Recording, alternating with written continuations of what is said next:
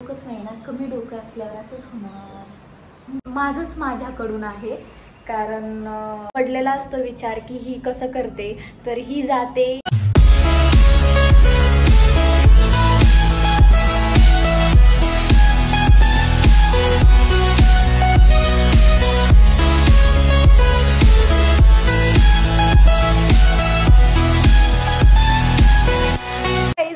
माय channel. खूप दिवसाने माझ्या चॅनलमध्ये तुमच्या सगळ्यांचं स्वागत आहे. तर बड्डेचा व्लॉग झाल्यानंतर एक पण व्लॉग आलेला नाही, त्यासाठी एक्स्ट्रीमली सॉरी, कारण वेळच भेटेना. मी संडेला व्लॉग शूट करत असते, काय करते हे दाखवत असते तुम्हाला, पण संडेला माझा ड्युटी होती, वीक ऑफ नव्हता, तर वीक ऑफ अजून मी घेतलेलं नाही आहे. आज पण मला जायचं आहे लॅबला, पण मी सकाळी स्टार्ट केला व्लॉग, कारण मलाच खूप कसं तरी होतंय, मी व्लॉग शूट केले नाही आहे, मला असं अनइझी होतंय, कधी शूट करेल कधी अपलोड करेल असं होतं मला. तर मी फायनली आज ब्लॉग स्टार्ट केला आहे. काल पाऊस पडलेला इथे खूप, तर लाईट नव्हती रात्री, आणि मग आदित्य ऑफिसला गेलेला, तर त्याचा पाय दुखतो तुम्हाला माहिती आहे, आलाय आणि तो झोपलेला आहे. तर तो उठेपर्यंत मी आवरते, काय करते हे सगळं तुम्हाला दाखवते. आजचा स्पेशल मेनू काय आहे, तर शेवटपर्यंत हा व्लॉग बघा. खूप सारं प्रेम द्या आणि लव्ह यू ऑल. तर गाईज, आजचा स्पेशल मेनू काय असेल सांगा बरं, काय असेल काय असेल काय असेल. आजचा स्पेशल मेनू आहे मँगो. तर आमरस करणार आहे मी, आणि फर्स्ट टाइम आंबे आले ते, कारण आदित्यला पोटाचा त्रास होतोय खूप दिवसापासून, आणि त्याला तर आंबे खायला सांगितले नाही आहे.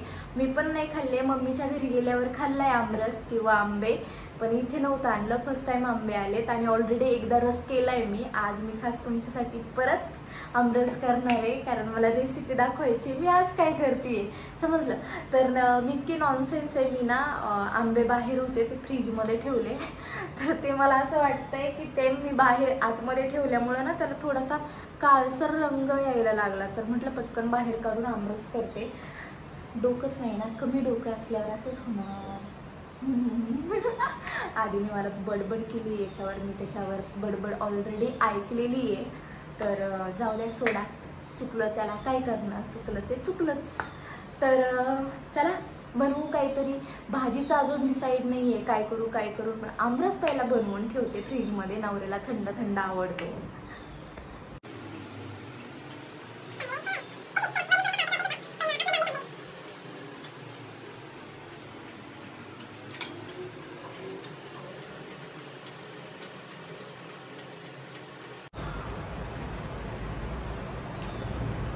तर गाईज, मला ना पिळून करायची सवय आहे, बट मी फर्स्ट टाइम हे ट्राय करते साल काढून, पण सालीला खूप सारा आंबा निघून जातो, बरोबर ना? येस.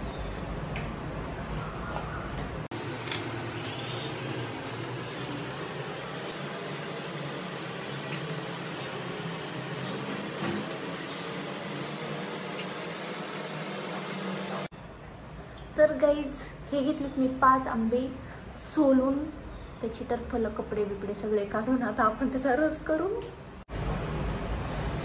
फ्रीजमध्ये ठेवले होते आंबे, खूप थंड आहे, खूप हात दुखतोय, थंड लागतंय.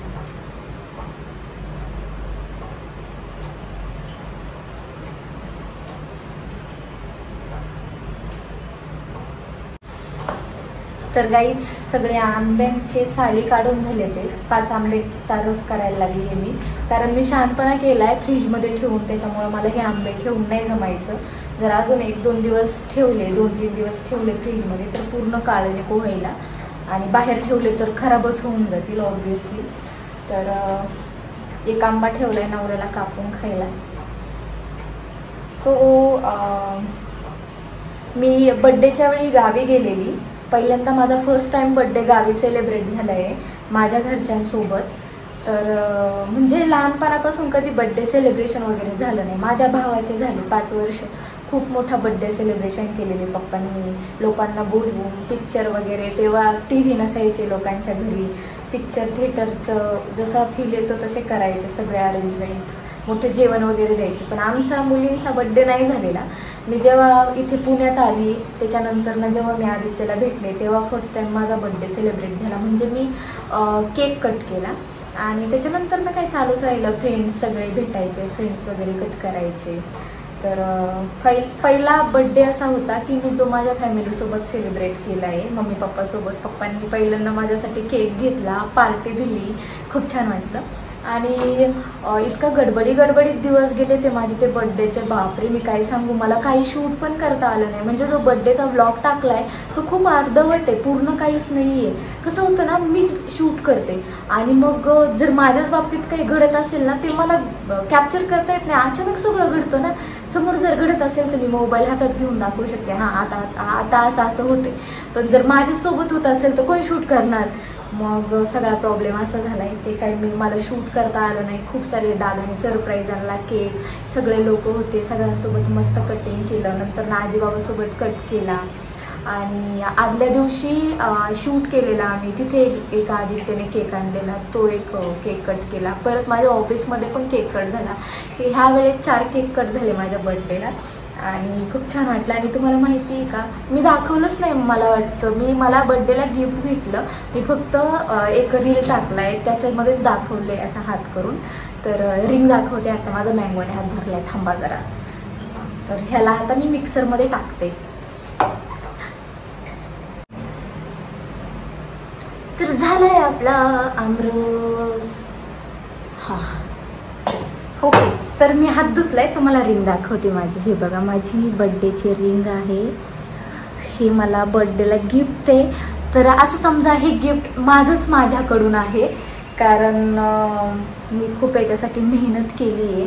आणि मी जे कष्ट करते, जे मी जीव काढते, जितकी धावपळ करते, त्याचा असा बेनिफिट भेटला ना, मला खूप खूप खूप छान वाटतं, खूप मज्जा येते. आणि हे बेस्ट बड्डे गिफ्ट आहे, कारण माझं फेवरेट आहे. तुम्हाला माहिती आहे सोनं किती महाग झालं आहे, बापरे. आत्ताच करून ठेवा. कधी कधी मी तुम्हाला सांगते, आत्ता पैसे त्याच्यात सोनं करा, नाहीतर काही काळाने लाख रुपयाला 2 लाख रुपयाला 1 तोळा भेटायला जाईल. 1 तोळा पण घेता यायचा नाही मग आपल्याला, कळलं का?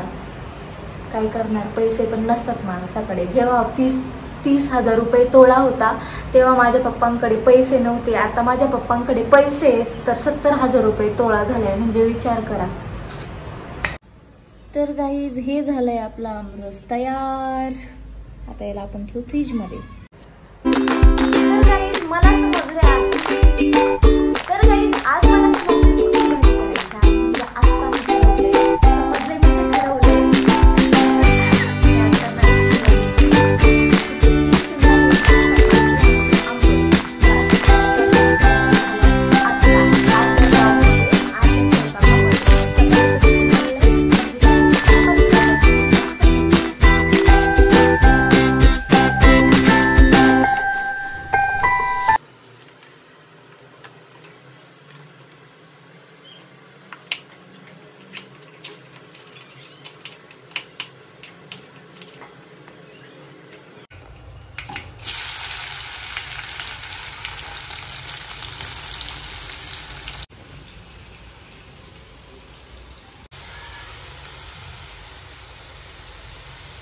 तर गाईज, भाजी शिजती आहे आता.